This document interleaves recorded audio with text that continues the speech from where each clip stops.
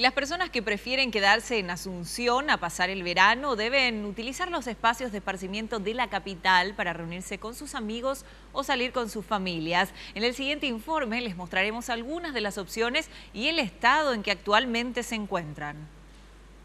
5 parques, 130 plazas, paseos centrales y ciclovías hacen a los espacios de esparcimiento en Asunción, donde existen 12 metros cuadrados de áreas verdes por persona, y es la época de verano donde quienes no tuvieron la oportunidad de ir al exterior o realizar turismo interno deben adecuarse a las opciones cercanas a su vivienda.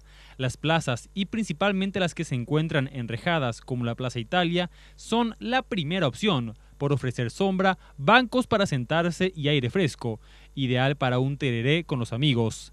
El principal problema de estos lugares son las veredas rotas, con las cuales un niño que juegue inocentemente en el parque podría tropezarse. Esta es la que más me gusta, por eso es lo que vengo más acá, pues.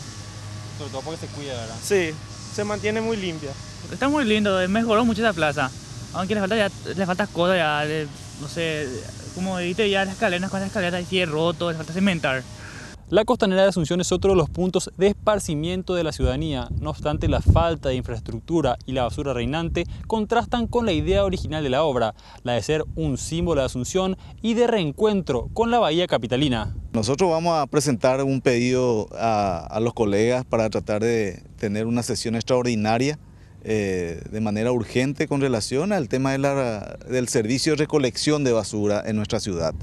También vamos a solicitar el tratamiento de la costanera, ya que realmente esto era algo soñado por muchos paraguayos de tener la posibilidad de poder disfrutar del río. ¿Por qué no podemos nosotros disfrutar de nuestra bahía, ya que no podemos darnos un chapuzón en tratar de tener actividades recreativas acá en la playa?